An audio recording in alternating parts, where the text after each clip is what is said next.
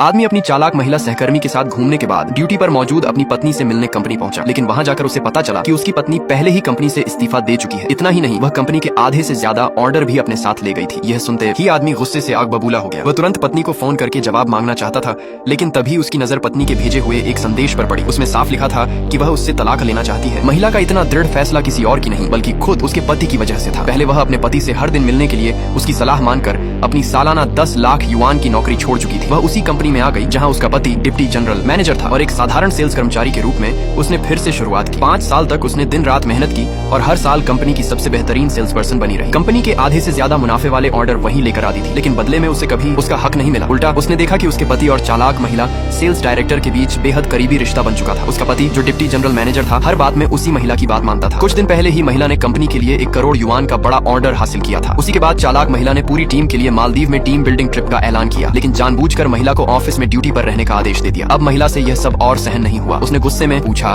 कि इतना बड़ा ऑर्डर उसने लाया है, फिर सम्मान सूची में उसका नाम क्यों नहीं है और उसे टीम बिल्डिंग से बाहर क्यों रखा गया है। चालाक महिला ने ठंडे अंदाज में जवाब दिया कि यह कंपनी का सामूहिक फैसला है। ऊपर से उसका पति कंपनी का उपाध्यक्ष है, इसलिए पत्नी होने के नाते थोड़ा त्याग करना उसकी जिम्मेदारी है। वहाँ मौजूद सभी लोग उसी चालाक महिला की हाँ में हाँ मिलाने लगे। उसका पति भी चुपचाप खड़ा रहा। महिला ने सीधे उससे पूछा कि क्या वह भी यही सोचता है। तब वह हकलाते हुए बोला कि महिला डायरेक्टर कंपनी के हित के बारे में सोच रही है और वह बाद में उसकी भरपाई कर देगा। लेकिन महिला यह झूठ 5 साल से सुनती आ रही थी। हर बार उससे वादा किया गया, लेकिन कभी कोई भरपाई नहीं हुई। इस बार वह पूरी तरह निराश हो चुकी थी। फिर भी उसने शांत रहकर ड्यूटी पर रुकने की बात मान ली। महिला की चुप्पी देखकर चालाक महिला को लगा कि अब वह पूरी तरह उसके काबू में है। उसने व्यंग्य करते हुए कहा कि मालदीव से लौटते समय वह उसके लिए वहाँ की रेत भी लेकर आएगी। उसे क्या पता था कि महिला झगड़ा इसलिए नहीं कर रही थी क्योंकि वह अब अपना सम्मान बचाते हुए हमेशा के लिए जाने का फैसला कर चुकी थी। महिला पहले अपने पति को तलाक का संदेश भेजने वाली थी, लेकिन तभी चालाक महिला का मैसेज आ गया। उसने आदेश दिया कि टीम बिल्डिंग के दौरान वह सभी महत्वपूर्ण ग्राहकों की जानकारी व्यवस्थित करके उसे भेज दे। आगे से वही उन ग्राहकों को संभालेगी। यह देखकर महिला का खून खौल उठा। उसे साफ समझ आ गया कि चालाक महिला एक बार फिर उसकी मेहनत का श्रेय छीनना चाहती है। उसे याद आया कि पहले भी उसका पति और यही महिला कई बार मिलकर उसके काम का फायदा उठा चुके थे, लेकिन इस बार उसने तय कर लिया कि अब वह उन्हें अपनी मेहनत पर कब्जा नहीं करने देगी। जब उसने तलाक और इस्तीफा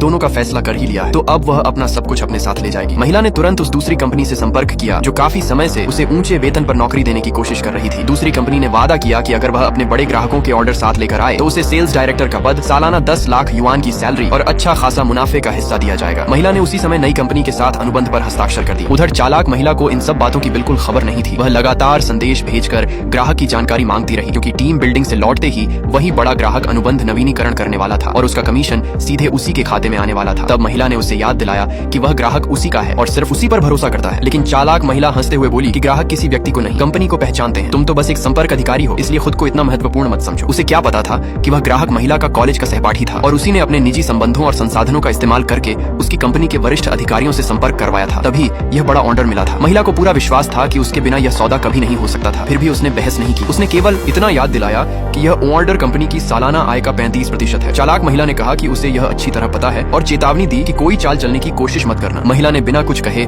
उसे सभी ग्राहक संबंधी जानकारी भेज दी, लेकिन उसी समय उसने अपने ग्राहक को फोन करके बताया कि अब संपर्क अधिकारी बदलने वाला है। जैसा उसने सोचा था, ग्राहक ने साफ कह दिया कि वह केवल उसी के साथ काम करेगा। यह सुनकर महिला का आत्मविश्वास और बढ़ गया। उसने तुरंत अपना इस्तीफा तैयार किया और ईमेल को इस तरह शेड्यूल कर दिया कि वह उसी दिन भेजा जाए जिस दिन पूरी टीम मालदीव से लौटे। इधर विभाग के सभी कर्मचारी, यहाँ तक कि उसका पति भी टीम बिल्डिंग पर जाने के लिए पूरी तरह तैयार थे। जाते जाते चालाक महिला ने जानबूझकर 3 नए इंटर्न उसके जिम्मे लगा दिए ताकि वह ऑफिस में ही व्यस्त रहे। महिला ने बिना किसी भाव के सब कुछ स्वीकार कर लिया। उसे इस तरह शांत देखकर उसके पति को पहली बार लगा कि कुछ गड़बड़ है। उसने बनावटी मुस्कान के साथ कहा कि लौटने के बाद वह उसकी भरपाई जरूर करेगा, लेकिन उसे जरा भी अंदाजा नहीं था कि जब तक वे लौटेंगे शायद कंपनी ही पहले जैसी नहीं बचेगी। इस ड्रामे के सारे पार्ट्स हमारे अकाउंट पर अवेलेबल हैं, जाकर देख लीजिए और नए आने वाले पार्ट्स सबसे पहले देखने के लिए अभी फॉलो कर लीजिए, वरना अगला पार्ट मिस हो जाएगा।